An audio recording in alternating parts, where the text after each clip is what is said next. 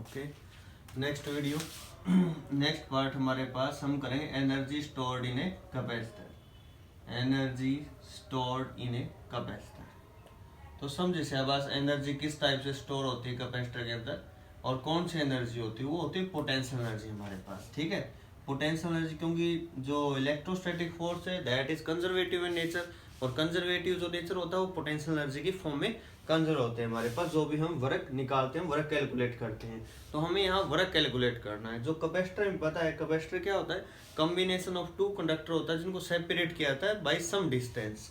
तो यहाँ मैं दो प्लेट ले रहा हूँ, प्लेट 1 प्लेट 2, क्लियर। प्लेट 1 को हम लोगों ने चार्ज देना, कब तक चार्ज देना, जब तक इसका पोटेंशियल मैक्सिमम ना हो जाए। क्या उसके बाद भी हम इसको चार्ज दे सकते हैं?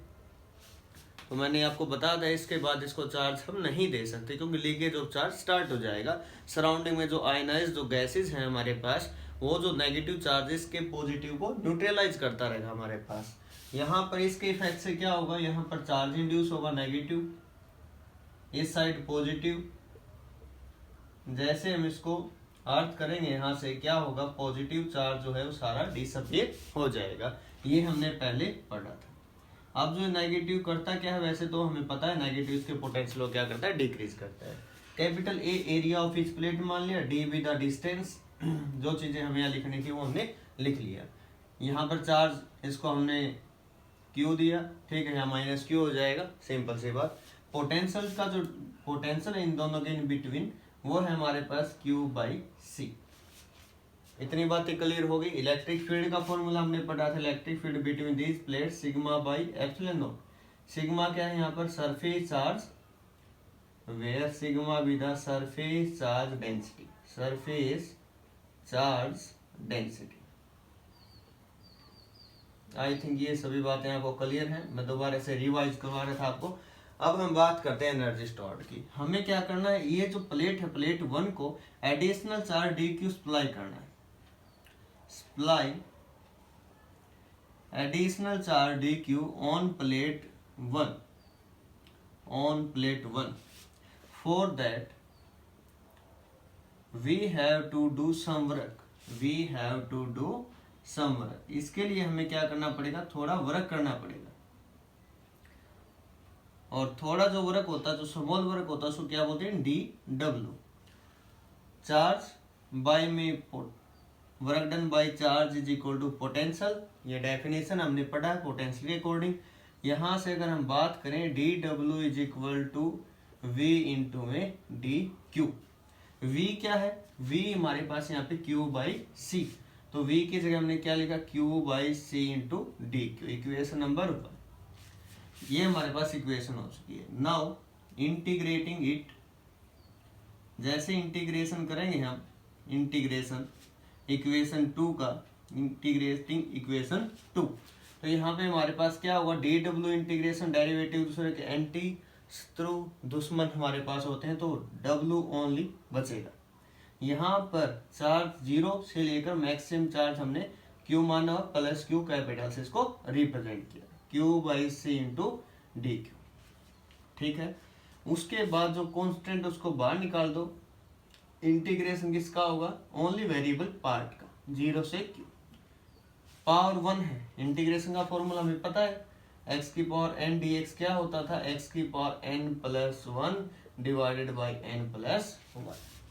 अब यही सेम फॉर्मूला यहाँ पुट करते हैं, तो हमारे पास वर्क डन क्या आएगा, 1 by C Q square by में 2, 0 से capital Q, upper limit minus lower limit, तो अपर लिमिट पुट करें तो क्या आएगा, क्यू स्क्वायर बाय में 2 इंटू सी माइनस 0, 0 का कोई मीनिंग नहीं यहाँ, तो क्यू स्क्वायर बाई 2c। इतना हो गया हमारे पास। अब ये जो हमारे पास केस आया है, अब इसी की बात करते हैं। जो केस आया, जो वर्क डन है, we know that electrostatic force are conservative in nature, we know that electrostatic force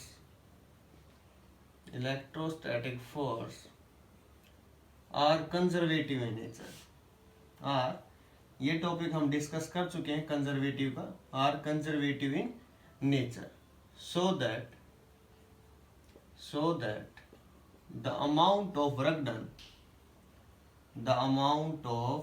work done is converted in the form of potential energy. Potential energy को हमने U से रिप्रेजेंट किया, तो हमारे पास फॉर्मूला है Q square by में 2C। अब देखें Q इज इक्वल टू क्या होता है CV, तो हमने पुट किया we know that Q is equal to C into V, और सबसे ज्यादा फॉर्मूला यही यूज होता है न्यूमेरिकल पोर्शन में। 2C कितना हुआ C square V square by में 2C, एक C से एक C cancel, half into C into V square. Formula number 1।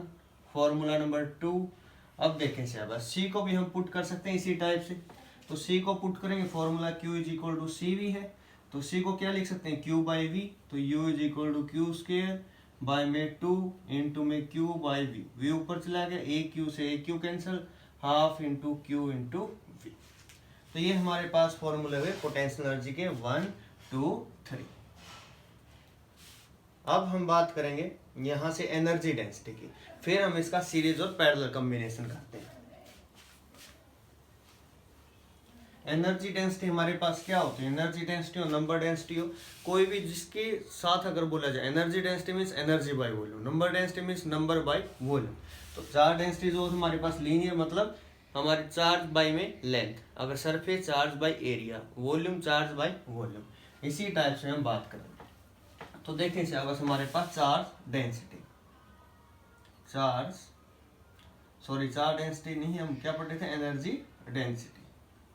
Energy density की हम बात कर रहे थे, साथ में चार्ज डेंसिटी की बात की, इसलिए चार्ज डेंसिटी के बारे में। तो एनर्जी डेंसिटी जो होती है इसको स्मॉल u से रिप्रेजेंट किया जाता है, small u। It is defined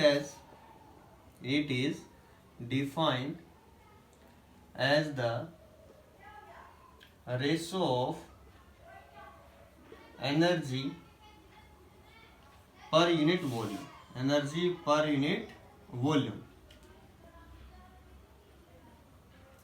small u से डिनोट करते हैं, it is denoted by small u, energy by में वॉल्यूम। अब एनर्जी हमारे पास फॉर्मूला क्या था, 3 फॉर्मूले भी लिखे थे, half CV square, volume area into D, A be the area of each plate and D be the separation between them. अब C का फॉर्मूला भी हमें पता है क्या होता है, epsilon not A by D. V और E का फॉर्मूला हमें पता है, E इज इक्वल टू क्या होता है, V बाई डी, तो V is equal to E into D, complete का स्क्वायर, मैंने स्क्वायर यहाँ पे लिख दिया।